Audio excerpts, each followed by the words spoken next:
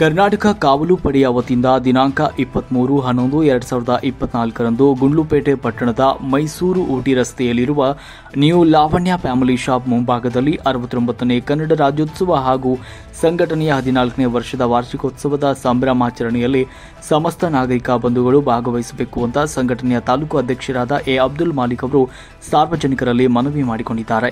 ಈ ಸಂದರ್ಭದಲ್ಲಿ ಜಿಲ್ಲಾ ಕಾರ್ಯಾಧ್ಯಕ್ಷರಾದ ಅಬ್ದುಲ್ ರಶೀದ್ ಹಾಗೂ ಸಂಚಾಲಕರಾದ ಮಿಮಿಕ್ರಿ ರಾಜು ಅವರು ಉಪಸ್ಥಿತರಿದ್ದರು। ನಮಸ್ಕಾರ।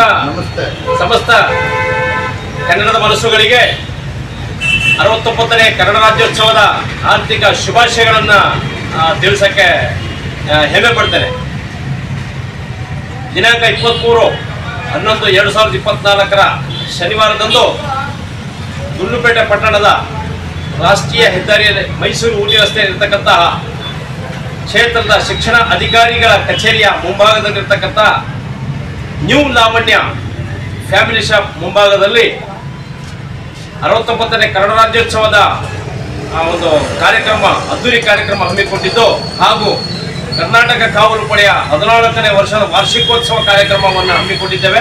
ವೇದಿಕೆ ಕಾರ್ಯಕ್ರಮ, ಈ ವೇದಿಕೆ ಕಾರ್ಯಕ್ರಮದಲ್ಲಿ ಹಲವು ವಿವಿಧ ಕ್ಷೇತ್ರದಲ್ಲಿ ಸಾಧನೆ ಮಾಡಿದ ಸಾಧಕರಿಗೆ ಸನ್ಮಾನ, ಗೌರವ ಸನ್ಮಾನ ಕಾರ್ಯಕ್ರಮ ಕೂಡ ಹಮ್ಮಿಕೊಂಡಿದ್ದೇವೆ।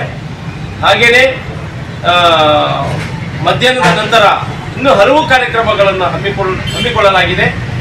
ಸಮಸ್ತ ಗುಂಡ್ಲುಪೇಟೆಯ ನಾಗರಿಕ ಬಂಧುಗಳಲ್ಲಿ ಮನವಿ ಮಾಡಿಕೊಳ್ಳೋದು ಏನು ಅಂತಂದರೆ, ಈ ಕಾರ್ಯಕ್ರಮದಲ್ಲಿ ಅತಿ ಹೆಚ್ಚಿನ ಸಂಖ್ಯೆಯಲ್ಲಿ ನಾಗರಿಕ ಬಂಧುಗಳು ಭಾಗವಹಿಸಿ ಈ ಕಾರ್ಯಕ್ರಮವನ್ನು ಯಶಸ್ವಿಗೊಳಿಸಬೇಕೆಂದು ಎಲ್ಲ ನಾಗರಿಕ ಬಂಧುಗಳಲ್ಲಿ ನಾನು ವಿನಂತಿಸಿಕೊಳ್ಳುತ್ತೇನೆ।